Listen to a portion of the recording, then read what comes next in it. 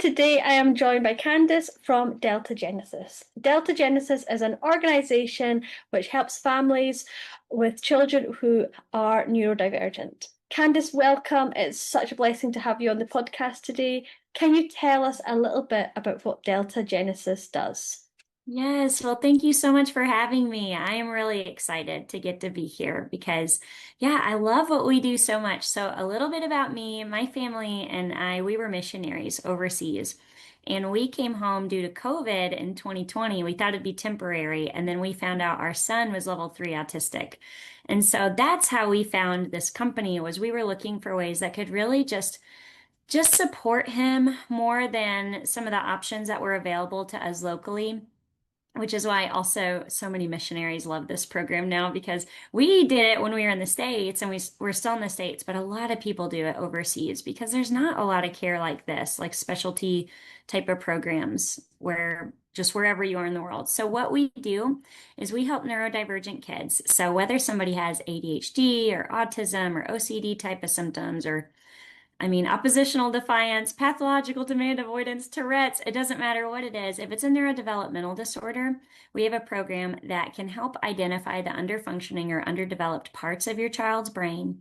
And we'll give you an objective measurement tool to do that with. You'll get an assessment and you'll learn how to not only discover what parts of their brain might be a little bit weaker, or maybe there are some parts of the brain that are a little bit too strong. And then we'll give you exercises to strengthen those parts of the brain that are a little bit weak, such as primitive reflex integration and working on midline crossing. We do vision therapy, auditory processing therapy, and so much more. It covers a whole wide range of where a neurodivergent child may be struggling. So you mentioned a whole load of different disorders that it can help. Does it also work with like dyslexia and learning problems and differences there too? Oh, yeah. I was actually talking with the parents of a child yesterday who has dyslexia. So, dyslexia often has weak visual function. And I think so many times we only approach it through like reading exercises or even other areas of the brain. But we'll give you tools to actually assess their visual function. And when I say visual function, I don't mean like their ability to see 20/20, because a lot of these kids are seeing just fine. But what I mean is the brain's ability to control the eyes and the way that the eyes work together, and then how quickly and how accurately is this information getting back to the brain, back to like your visual cortex back here. So for a lot of these kids with dyslexia, all they really need is some primitive reflex integration, which I haven't really talked about what that is. It's totally okay if you're listening to this, like whoever's watching and they're like, I don't know what that is yet, because I'll touch on what that is. But also vision therapy, just to get the eyes to really be able to track words across a page and not reverse things or go out of order or be visually distractible. But yeah, absolutely. We get lots of dyslexic kids in the program.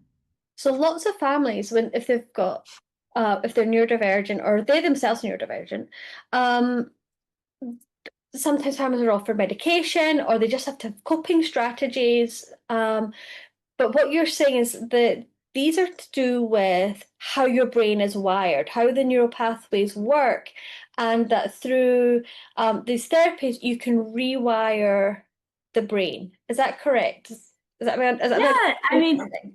I love that. That's one way to word it for sure. So I would say there's a lot of research and a lot of studies behind like primitive reflex integration. I actually was on the National Institutes of Health's website yesterday, so like the National Library of Medicine, and I typed in just the two words primitive reflex, and it had over 5,200 articles that popped up just when I typed in those two words. So I would say there's a whole lot of research behind primitive reflexes and also vision therapy, also auditory processing, also proprioception, midline crossing, synchronization. And the thing is, though, is most parents have to go out and kind of piecemeal those things together for their child. And I wouldn't have even known all those things that my, level 3 autistic child back then, when he was really struggling, I wouldn't have known that he needed all those things. I would have maybe just kept him with our local options if somebody hadn't presented this program to me, which was just basically ABA therapy and OT, and he was doing speech, but we just weren't seeing like a total life change or really, it's like it wasn't getting through to his brain. And primitive reflex integration is the main thing. So first, it's a multimodal program, meaning we didn't like make up any of this, but it's all pieced together in one big program where parents can do it at home with their kids. It really doesn't take a whole lot of time. It's maybe like 30 or 45 minutes. And then they're hitting all those different areas of the brain. So I know it might sound funny when somebody's listening and I'm talking about like rewiring the brain. And that is really what it's doing. But it's really using a lot of very well established type of modalities, but presenting them to the parent, teaching the parent how to do it. And then they don't have to go and, find 8 or 10 other like clinics to do all that for them. So we've mentioned primitive reflexes a few times. What are primitive reflexes and why are they causing a problem? Okay, this is my favorite subject. I love this. So, primitive reflex integration. What in the world is that? So, primitive reflexes are your baby reflexes that God gave you. So, I didn't even realize as a mom, like I wasn't taking stock of all the reflexes my baby had. The only one that I kind of was aware of was the rooting reflex. Moms, any mom listening, you might remember stroking your baby's cheek when they were newborns. And the reflex is they turn their head and they open their mouth and they suck on whatever happens to be there, and that's how they learn how to nurse. So the Lord actually gave us a lot of little reflexes when we were babies. Another one's the palmar grasp. It's you stroke a newborn's palm, and they reflexively contract their hand. It's similar to like I actually threw my back out in January, and the physical therapist took that little hammer and hit my knee like they did in the cartoons, and I was like, "Oh, you guys really do that." And my leg kicked out. That's not a primitive reflex, but it's a reflex, so the same kind of principle applies. When we were babies, we had a lot of little reflexes that helped us with survival, helped keep us alive again, like the rooting. Mhm. And we don't really like notice this. We don't observe this with much thought as parents, but those just kind of fade away, those baby Yeah. reflexes. Like if I were to touch your cheek, hopefully you would not reflexively turn your head and open your mouth because we know at some point those baby reflexes are supposed to start to go away. Mhm. And the process of them going away is just super healthy, super normal, super boring. Again, we're not noticing it typically. Yep. And that's called integration. So primitive reflex integration just means baby reflexes going away.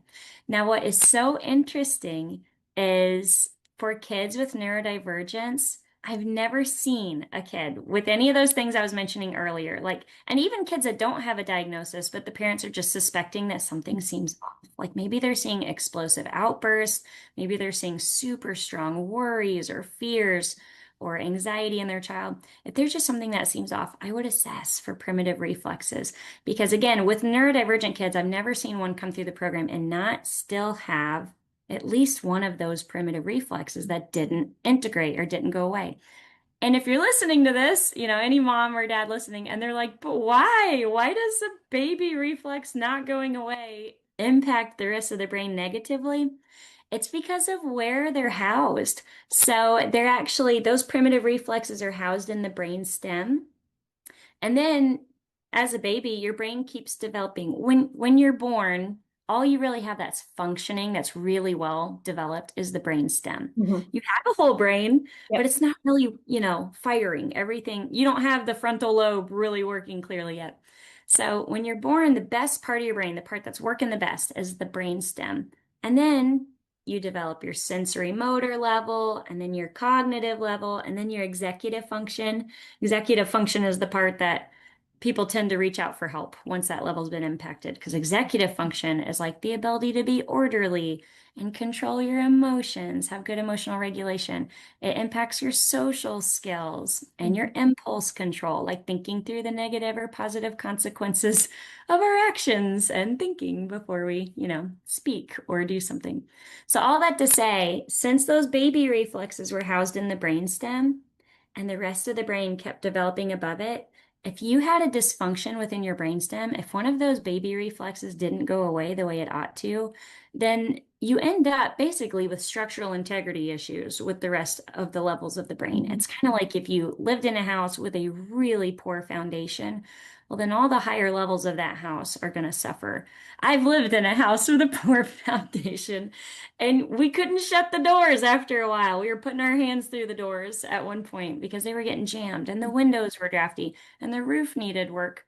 And you'll find yourself in this consistent cycle with your child of basically trying to fix the roof type Mhm. of issues. Like, let's just do teaching and training and parenting and disciplining until we are blue in the face. If our child is having big explosions, or, maybe they're struggling with distractibility or whatever it is.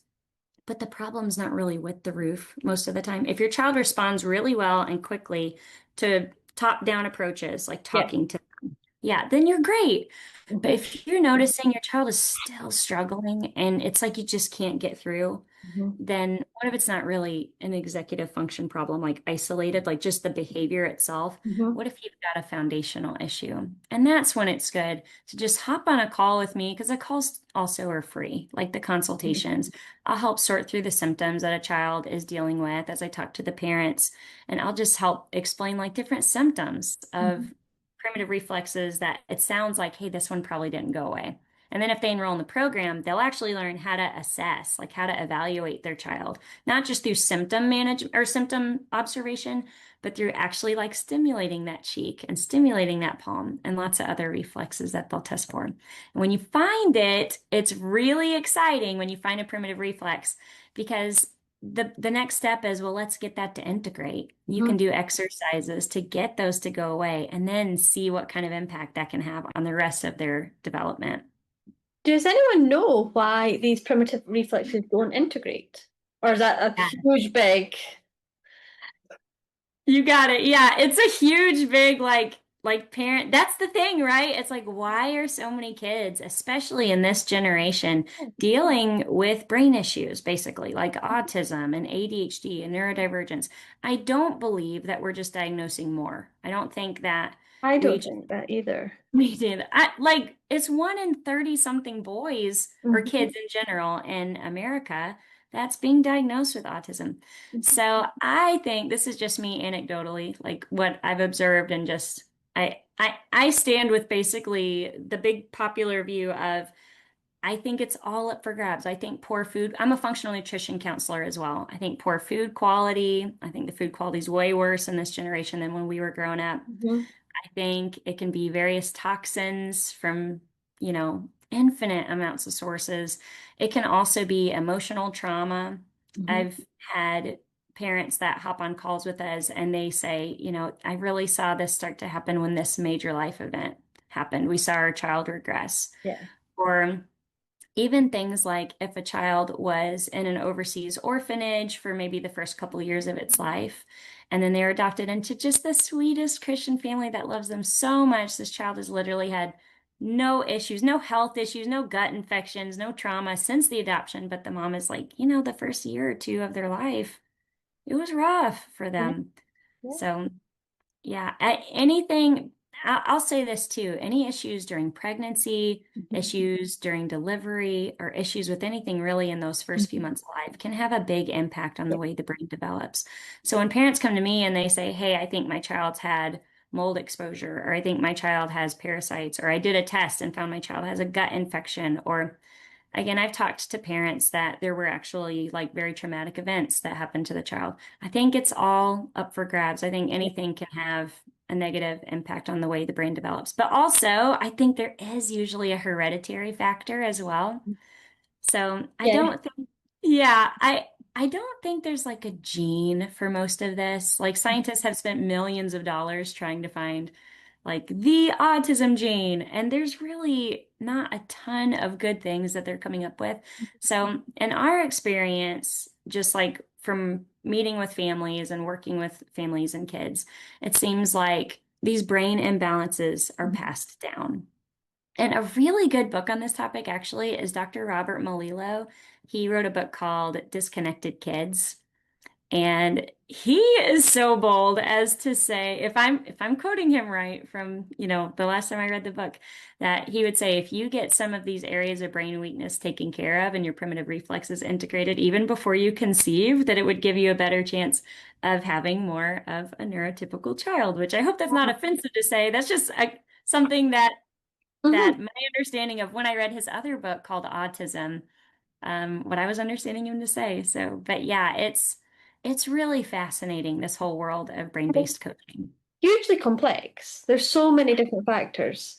Um, what signs would you ask families to kind of look out for if they've got a child and they're thinking, what should they be thinking? What should they be? What would you be their red flag kind of things to look for?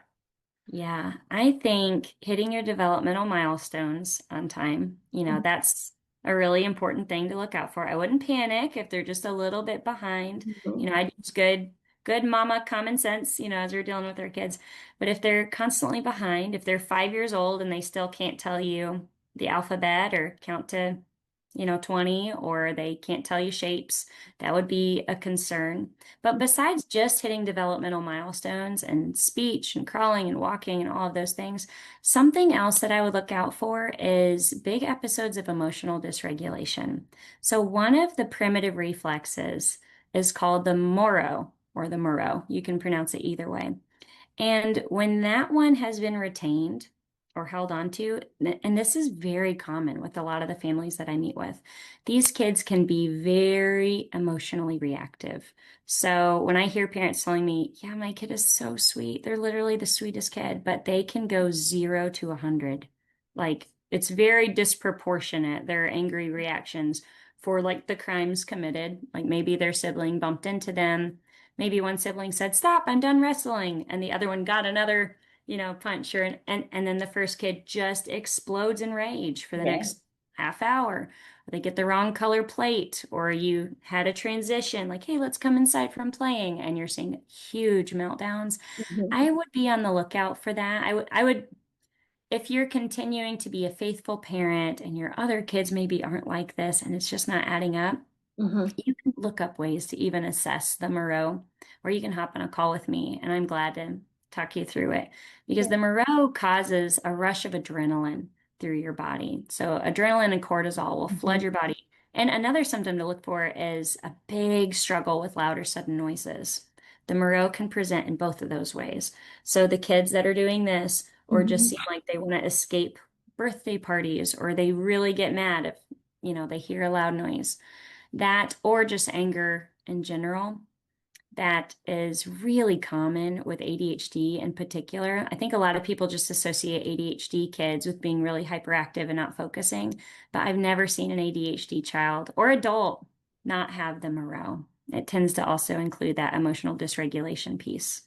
Do do symptoms manifest differently in boys and girls? Or the if a primitive reflex hasn't been integrated, would that affect a girl or a boy differently? So the one that is such an interesting question. I'm glad you asked that. The one thing that's pretty consistent that I've noticed is little girls are, I hate to say better at, but for lack of a Mhm. better term, I'll say little girls are a little bit better at masking Yeah. in public. So a lot of times you'll see that the boys just really, I don't know if little boys just don't care as much, maybe which maybe we should all be like that. I don't know, like, but little girls seem to be more concerned with how they're coming across to others. And so I'll hear from parents a lot that even someone I spoke with yesterday, they said nobody would guess. Everybody would say our daughter is the sweetest little angel. She's such a good helper. She is just so, sweet in other contexts, but comes home and has these big, massive emotional meltdowns and now is being hard on herself and starting to not like herself. And I would say, even if you're an adult and you struggle with that, you might literally have an impulse from your brainstem that's flooding your body with adrenaline and cortisol anytime that you have something unexpected happen or something you don't like happen. Somebody slams a cabinet door, that's that loud and sudden noise. And if that's happening, it's really this reaction that a child can have or an adult can have is really inconsistent with who they are. Mhm. So I would encourage somebody, and especially I encourage the parents of little girls to tell the little girls, like, hey, you're not a bad person. You're such a sweet, good person, but you literally just you're masking so much during the day. When you come home, you just fall apart. When you're in that unconditional love space. But Hmm. For one reason or another, it seems like little boys don't just aren't quite as concerned with masking. Or masking, if anybody's unfamiliar with the term, basically means kind of stifling those big reactions, like covering up. Yeah. It seems like, in my experience, a lot of the little boys tend to still have those big reactions at school or church, and the little girls tend to hold it all in until they get home. But I'll say also that's not 100%. There's always exceptions for Yeah, sure. there's some little boy, like I know somebody whose son is ADHD and he masks in public and would come home from school and have this just like cry and have a melt, like he couldn't cope. He was so, and his mum spoke to the school about them and about it, and the school was shocked because in school he wasn't doing that because he was masking all day and he came home so exhausted from that effort. But he was a teenager, so that he had that ability to think, I can't do this in public. I can't Yeah. behave. When you're a toddler, you don't have that. Yeah, that's the picture perfect example that you just gave right there of masking. Mhm. And, adults do this. And Yeah. if you have, I know I keep talking about the Moreau, but like, let's say you have that. So that little boy or teen boy is dealing with multiple bursts of adrenaline, kind of like panic a little bit, like this happened, this happened, this happened. At home, they may be the kind of person that's like, what? Where's my car keys? Where's my wallet? I can't believe you brought home fast food. I made dinner. Like this is the kind of adult that can create. Yeah. And what ends up happening in a physiological at the physiological level is a lot of these teens or adults end up in adrenal fatigue because you're not meant to have a big burst of adrenaline and cortisol multiple times throughout the day. Mhm. And it would make total sense that if you're feeling really overstimulated throughout the day, you'd come home and just fall apart. And it's kind of a compliment actually to the home. It's like the child feels safe. Yeah.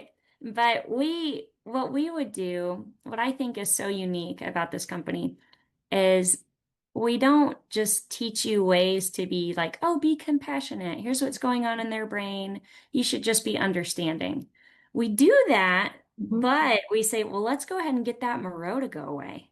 And let's get the weaker parts of the brain stronger, utilizing principles of neuroplasticity, principles from functional neurology, and then just see as you get the Moreau to integrate and all the other primitive reflexes to integrate and the other parts of the brain to get stronger.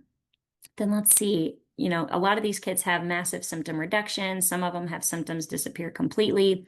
I would say the average thing is when people enter the program for like 9 out of 10 or 10 out of 10 for levels of severity for their top concerns, usually they're reporting a 1 to 3 range for those concerns when they graduate. It's like, Wow. Daddy never gets mad, but it feels more like what parenting should typically feel like what it feels like with my other kids. Yeah. That's amazing. You've mentioned a lot of kind of neurological terms and very scientific terminology. Are there scientific studies to back up the program? Yeah, so there are loads of scientific studies out there on the principles within the program, like proprioception and synchronization brain training and vision therapy and auditory processing. And like I said, I went on the National Institutes of Health yesterday and just Mhm. typed in primitive reflex and I had 5,200 Wow. hits that just popped up right away.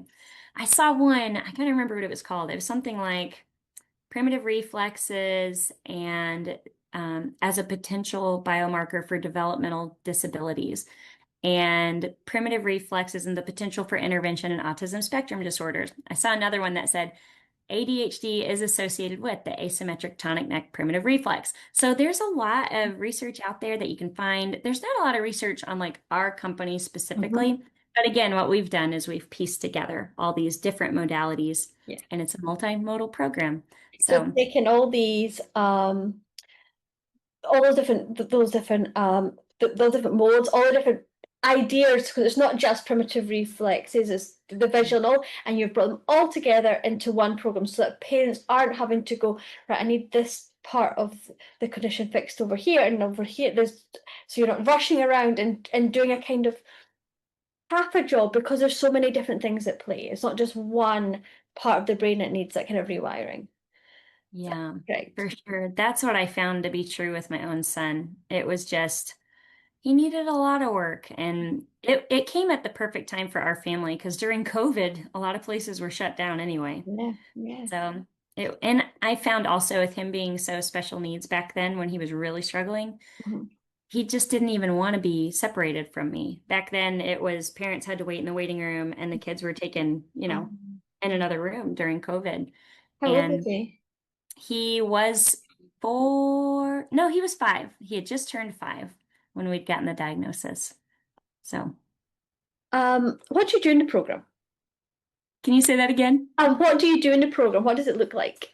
Yeah. Oh, it's awesome. So the program is roughly 9 to 12 months. Mhm. And when parents enroll, what they do is I give them a username and a password, and they'll log in. And the first thing on the website is the comprehensive functional assessment. This is amazing because this is where parents are learning how to assess for those retained primitive reflexes, for different sensory and motor issues, for visual issues, and more. So they'll log in, they'll do that assessment. The assessment might take about 90 minutes. Mhm. But if they want, they can split it into 3 whole different days. Like they can do 30 minutes today, 30 minutes tomorrow, just so they're not overstimulating their Yeah. child. And also, they can do this for as many members of the family as they want, and there's no extra cost. So that is amazing. Wow. But yeah, you can assess anyone in the family that you want to. And then after that, there'll be a really cute video that pops up with one of our founders, and she says, "Great job completing your assessment. Go ahead and schedule a meeting with your director to go over your assessment results." And then you'll meet for about 30 minutes with whatever director has been assigned to you. And we have the sweetest directors. They're the people basically overseeing your care. Yeah. And they'll explain what your assessment results mean and then make sure you're all geared up and you understand how to start the program after that. But before you start the program, the reason why we get an assessment out of the way is because we need to see scores, like a baseline set of scores for where is your child's brain coming into the program before you start the exercises, which primitive reflexes are there Mhm. and to what degree, and Mhm. how's their proprioception and midline and all these other things. So, okay, you do the assessment, you're done with that, you met with the director, and then you start the program. So you'll click week 1 and you'll watch a 20-ish minute video every week that explains the science behind what you're going to be doing that week. So you're getting this education of functional neurology principles as you go, because we just found that parents want to understand why. They don't just want to be told what to do, but they really want to be educated and understand why their kid's brain is the way it is and why they're doing the exercises they're doing. So 20-ish minute video. And then underneath that, you'll see for week 1, 4 super quick videos that are maybe 60 seconds or less. And it's the first half of your primitive reflex integration. And they'll do those exercises every day. They might take 5 or 10 minutes a day. And then the next week, they do the same thing, but they click week 2, 20-ish minute video, and they watch a few new exercise videos and they add those into what they're doing every day. So by the time you're in week 3, then you're starting vision therapy and you're adding those exercises into the primitive reflexes. Week 4 and 5 and 6, there's new concepts. And until you reach week 12, so there's 12 weeks of training. I say training, it sounds so intense. It's really not. It's very understandable. It's really enjoyable to watch these videos. It's fascinating because parents are like, where has this been? My whole Yeah. child's life, I've been looking for this kind of education. Mhm. So by the time they hit the 12th week, they've learned the whole program and they're doing it all with their child roughly every day. We know nobody's perfect, but as many times a week as you can. And it should take 30 minutes, maybe 45 a day is the average time. And then you just keep doing that program that you've learned. And roughly every 3 months, you get an email, and the email says, "Hey guys, it's time to do another assessment to learn, how much stronger is your child's brain getting in all these different areas. And maybe this primitive reflex is totally integrated now." So every 3 months, roughly, you'll do another assessment until one day when you do an assessment and the scores are pretty perfect, like all the primitive reflexes have to be gone and the other areas of the brain have to be age appropriate in Yeah. their development and yeah, and in their function. Then it's time to start talking about titrating down or just like weaning off of the exercises slowly. And the beautiful thing about all of this is, again, it's 9 to 12 months average. Might take a little longer, might take a little shorter, but we're in it with you till however long it takes. But the beautiful thing is, you get so much customized, Mhm. specific coaching. Yeah. And that is the things that so many of our families have said is life-changing for them, Mhm. is if you went on YouTube and Googled all these different things and tried to put together your own program, it'll be the very first hour where you have a million questions. You'll be like, Yeah. but what's this supposed to look like? And how do I know when I'm done? And I wish I could just show this to somebody and say, am I doing this right? Mhm. Or my kid won't do this one. I need a modification. Or my kid's fighting me. How do I help get over this? So what's beautiful about this is all of our clients are put in a private texting group with a director that's assigned to them and a coach. And the coach is like the director's helper because we wanted to give a 2-to-1 ratio to every parent.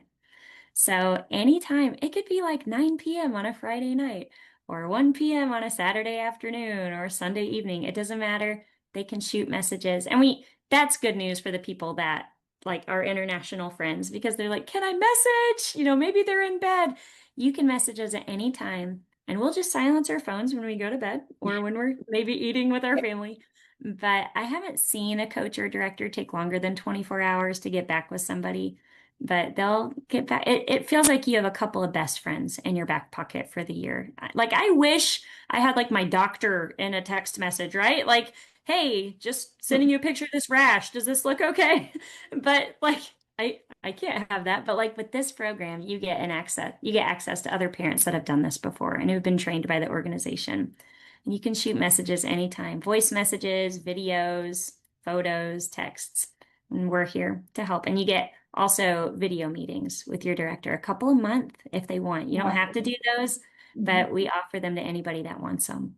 That's amazing. The level of customizability of it that you really are dealing with the individual and not just a cookie cutter approach to Yeah. each child. And the level of personal care that you take with your clients is just mind blowing. It's really lovely because so many parents they're desperate. They're Yeah. seeing their kids suffer every day and they feel utterly powerless and the doctors can't help. And in the UK, um, if you've got a child with additional support needs, the waiting list to just be assessed is years. Oh, I think in my area I think it's 3 years to get an assessment. Um, and so you've got parents who are they're really, really at the end of themselves because they've nowhere to turn. They don't have, there's nowhere to help them. And mhm. you're coming and you're saying this that we walk with you and we customize a program for your specific needs. That is just beautiful. It's wonderful. Oh, yeah. I have heard that it's taking multiple years in other parts of the country, and even in the States, it's not uncommon to hear that somebody's on a waiting list for a year. The average time before somebody, like from the time they submit an application to meet with me, and then they're enrolled in the program, is a week. And it can be two Wow. days if our schedules align, Mhm. because it's really just a couple meetings. The consultation is free, which I loved as a parent because the consultation you're just trying to learn about the program like you don't want to put money into something if you're not even sure if it's the right fit for your family. Mhm. So actually I'll tell you before I forget, if anybody wants to meet with me, it's totally free to talk about the program. I'll give them a ton of my time because I'm passionate about it. I want to help families. I remember what it was like to be in that hopeless Mhm. situation. And so the way they do that is go to www.deltagenesis.org/CS video. So it's www.deltagenesis, just like the first book of the Bible. So deltagenesis.org/CS video. And that's for Candice Schroeder, my name. And I'll CS. put that in the link down below so that people can find it. Next, Yeah. what age of child would you say can start the program?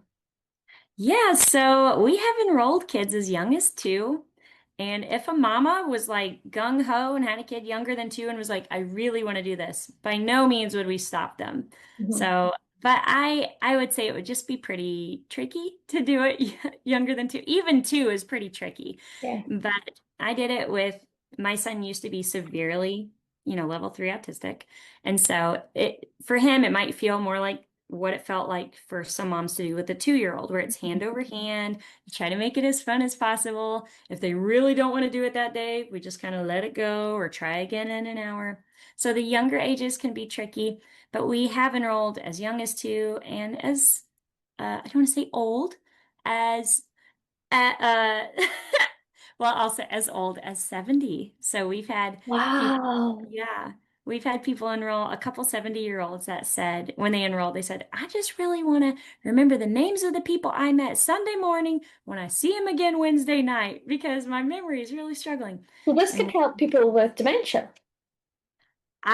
so I wouldn't, I don't know because dementia is such like a complicated thing, but what Yeah. I'll say is I have seen an article in the National Institutes of Health about the clinical significance of retained primitive reflexes in the brains of Alzheimer's patients. So I would say that if you have a dysfunction within your brainstem, Mhm. it's not great for overall brain function. So I'm not sure if I would say, just because I don't know, I've never had somebody with dementia enroll, Mhm. but if you know that dementia is in your family, Alzheimer's is in your family, those type of things, I would definitely assess your own primitive reflexes and just see and get it taken care of. Just me talking, not as a professional, but as like mom to mom, if we were best friends sitting across like having some coffee together, I would say I think it would put you in a better position just Mhm. with your overall brain, especially in getting older. But Mhm. yeah, the couple of 70-year-olds that enrolled have just, there was one that said, she said, I feel like I have these delta moments from time to time. She calls them delta moments, where she's like, just clarity. And I feel like I used to think I was just stupid my whole life. I have just felt a little low key stupid. Like, and she probably has like some undiagnosed ADHD or something like that. And she's like, I wish I would have done this years ago. I just feel like I can focus and I can think clearly. Mhm. And so it's helped both of them, and like that the husband reported feeling better in church and focusing and taking notes and meeting with his finance guy.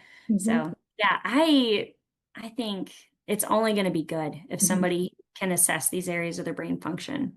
And there are so many adults who, not just elderly adults, but just adults, so for the whole range of adulthood, that struggle with executive function. Yeah. And um, and so parents listening, they could enroll as well in the program and really benefit. Oh yeah, that's usually what happens. So whenever they come in, they typically, I think parents don't show up for themselves this way. Hmm. They show up for their kids, right? We Yeah. do that. Parents, we put ourselves on the back burner and we want to care for our kids. So I wouldn't say that's a bad trait at all. But parents will show up on these consultations because they'll have a child that's really struggling. And as they go through the consultation process, they'll say, I actually think I could use this. And we'll encourage them. And a lot of parents end up doing it for themselves too. Again, it's no extra cost. It's just a huge blessing to be able to have this. And they get lifetime access too. So maybe they work on their child this year, and maybe next year they start with themselves and they'll have the videos forever. Wow. Um, for families who are listening and they're not in that financial position to really afford such a bespoke service, do you have grants or a program for families that are on low incomes? Yes. Okay. This is something I love because when we came back from the mission field, my husband couldn't find a job at first. His entire resume was geared towards ministry. And so we came back. And, if you're good at linguistics and you've been trained in Bible translation or church planting, that really doesn't mean much to America and the business down the street that just needs you to maybe load UPS boxes on a truck. Like he struggled to find a job for a little while. And we would not have been able to do this program at the time that we did it without the help of scholarships. So Delta Genesis has partnered with a nonprofit that helps fund them with scholarships for the families that financially qualify. And the financial limitation for families that can receive scholarships is extremely high. Like I would say most families that I talk to get some level of a scholarship. So I wouldn't worry about the cost. If anybody's listening and they're like, "Oh, I want to do it. I just don't know if I can afford it." I would say let's like table that concern for right now because throughout the consultation process near the end, I'll ask some financial questions and figure out what kind of scholarship you may qualify for. And then it just can make it so doable for so many families. It's a big value of our founders to help make sure that money is hopefully never the thing that stands in the way of a child getting the help that they need. That is amazing. Which also brings in the final question is if there are individuals or organizations or businesses out there who are listening thinking, wow, this is amazing and would like to partner with you guys, can they do that? Can they help support Delta Genesis financially? Yes, absolutely. So Delta Genesis can partner with churches or businesses or individuals that want to give a tax deductible donation. The way that they would do that is email hq@deltagenesis.org. So HQ is for headquarters. Yeah, So HQ@deltagenesis.org, and that'll put them in touch with our board of directors. And they would just be so thrilled to partner with somebody or just accept a donation if somebody's looking for a way to give to us, just to help families get that support that so many of them need today. that's amazing. Thank you, Candice, so much. This has been absolutely fun.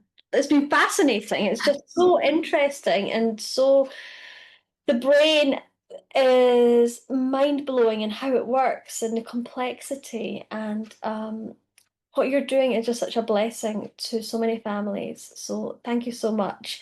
Um, Oh, yeah, and it's been great to have you on the podcast today.